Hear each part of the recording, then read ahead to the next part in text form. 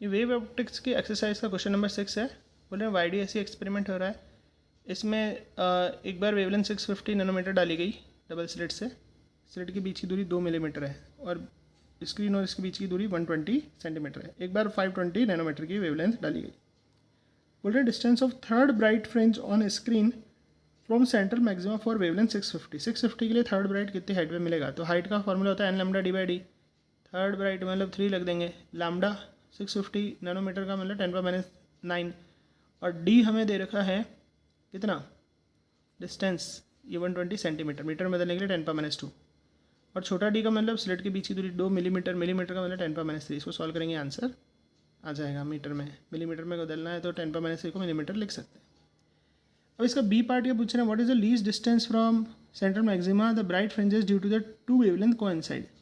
एक वेवलेंथ की कोई ब्राइट फ्रिंज मिल रही है और दूसरी वेवलेंथ की भी कोई ब्राइट फ्रिंज मिल रही है और दोनों बिल्कुल कोइंसाइड हो रहे हैं, सामने सामने आ रहे हैं या एक दूसरे के ऊपर आ रहे हैं, तो वो हाइट हमें निकालनी है।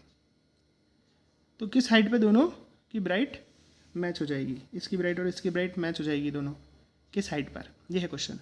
तो हाइट सेम हाइट पे दोनों की ब्राइट मैच हो जाए तो हाइट का बारे में क्वेश्चन चल रहा है। तो हाइट का फॉर्मूला होता है n lambda D by D.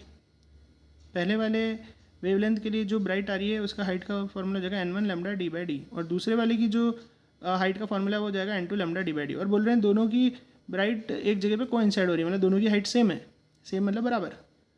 तो डी से डी और डी कट गए इधर से इधर, तो बचा n1 लैम्डा 1 बराबर n2 लैम्डा 2, या n1 बाय n2 किसी बराबर हो गया लैम्डा 2 बाय लैम्डा 1।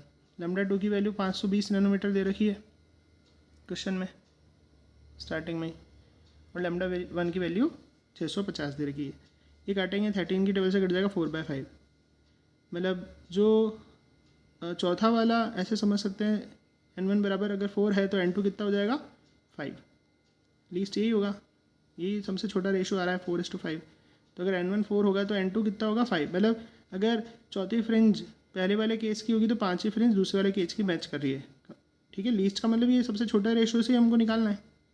तो अगर n1 4 होगा तो n2 5, तो वो हाइट निकालनी है जहाँ पर फोर्थ ब्राइट आ रही है या फिफ्थ ब्राइट आ रही है। तो फोर्थ ब्राइट कितनी हाइट पर आ रही है, वही फिफ्थ ब्राइट भी उतनी हाइट पे आ रही होगी, है ना, ये सेम है ना हाइट। तो वो हाइट निकालनी है, तो हाइट का formula n lambda D by D.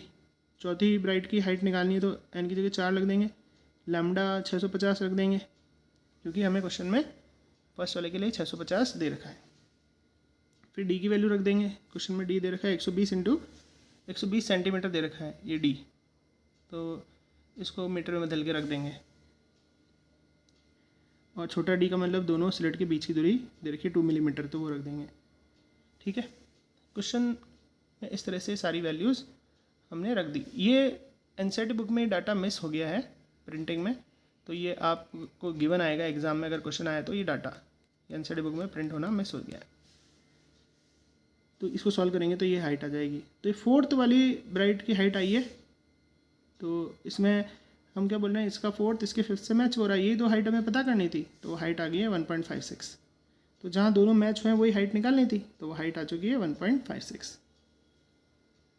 इस तरह से क्वेश्चन सॉल्व होगा।